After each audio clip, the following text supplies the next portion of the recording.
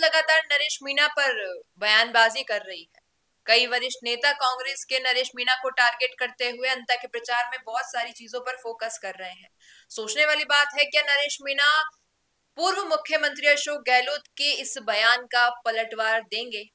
क्योंकि अब चुनाव की घड़ी एकदम नजदीक है, होने ही वाले हैं चुनाव, प्रचार वाली सारी चीजें बंद हो गई हैं।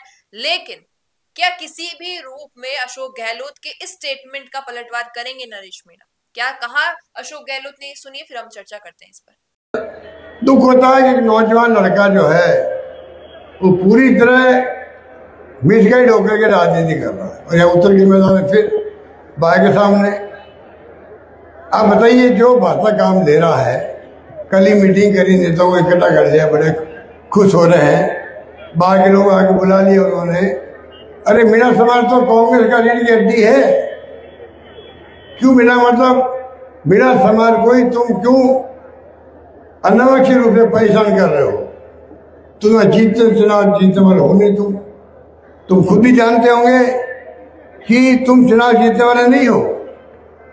तुम्हारे खड़े होने से फायदा बीजेपी को मिल सकता है, तुम नहीं जीत सकते हो। तो वोट खराब क्यों करो कांग्रेस के? पूरा मीणा समाज, आदिवासी हो, दलित समाज, संयुक्त हो, ओबीसी हो, आज राहुल गांधी के साथ खड़े हैं सब लोग देश के अंदर। राहुल गांधी दिल्ली के साथ में मुकाबला कर रहा है। और जाति की जनगणना पहली बार 1931 के बाद में जाति की जनगणना का फैसला मोदी जी ने करवा दिया दबाव दे करके। सब जातियों का सर्वे होगा, हर जाति कितनी संख्या है वो बताया जाएगा देश को। इतना बड़ा काम राहुल गांधी ने किया, किसके लिए? ओबीसी हो, एसटी हो, एसटी सबके लिए किया। और ये हमारे आदिवासियों को भड़का रहा है कि नरेश मीणा कोई तुक नहीं है। अगर ये इसकी हरकतें रही, अभी दादीबाजी कह रहे थे कि कमलनाथ मीणा ने तो वसुंधरा जी के कनपट्टी पे पिस्तौल टांग दी होगी और डरा करके टिकट ले लिया। कि नरेश मीणा है, मैं तो कहना चाहूँगा यहाँ के कलेक्टर को, ये कहीं से भी अप्लाई करे पिस्टल के लाइसेंस का। नरेश मीणा को कोई लाइसेंस नहीं मिलना चाहिए, पिस्टल का, बंदूक का लाइसेंस नहीं मिलना चाहिए। ये नौजवान है और भड़का देंगे, कहीं उसने कन्वर्टी लगा दी पिस्टल किसी के पीछे चला दी, जिंदगी खराब हो जाएगी, बर्बाद हो जाएगी, जेल में भुगतना पड़ेगा। अभी जेल जाना पड़ा इसको 6 महीने, वहाँ देवरी में जो घटना करी उसके कारण से। ये चाहता क्या है? अपना फ्यूचर क्यों खराब कर रहा है? मैं आपसे अपील करना चाहूंगा, जाके आप सबको समझाएं। अब भाई अशोक गहलोत का कहना है कि मीणा समाज तो कांग्रेस का वोट बैंक है, एकदम कोर वोट बैंक है। क्यों तुम निर्दलीय बनकर हमारे वोट खराब कर रहे हो?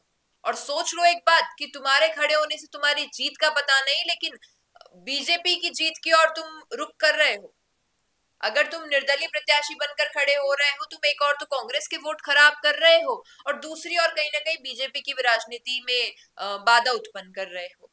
ये एकदम साफ मैदान में दिख रहा है कि भाई प्रमोद जैन भाया और बीजेपी के बीच की टक्कर है, तुम क्यों बीच में आ रहे हो?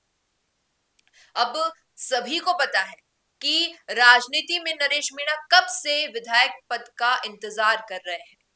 कितनी मशक्कत की उन्होंने बीजेपी कांग्रेस से सीट लेने की, लेकिन क्या कुछ हुआ सभी को पता है।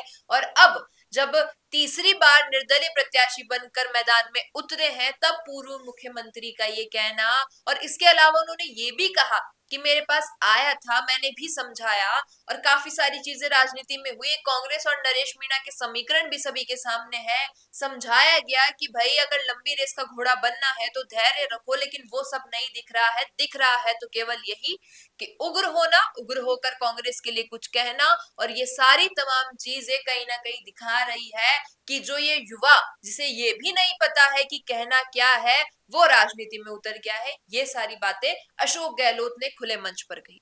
अब आपसे पूछना चाहूंगी, क्या लगता है आपको कि नरेश मीणा अभी या कभी और अशोक गहलोत के इस स्टेटमेंट का पलटवार करेंगे, और अगर वो विजयी होते हैं आगामी समय में तो क्या वाकई वो इस चीज का पलटवार अपनी विजय से करेंगे? क्या कहना है आपका इस पर, बताइएगा कमेंट। बिजनेस अच्छा हो सकता है, लेकिन अगर नाम नहीं दिखा तो पहचान कैसे बनेगी?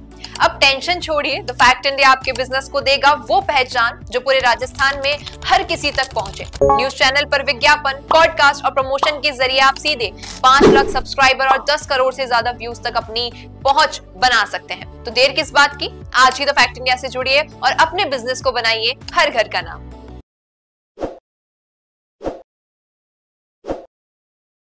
ताज़ा खबरों के लिए विजिट करें द फैक्ट इंडिया की वेबसाइट और डाउनलोड करें द फैक्ट इंडिया ऐप।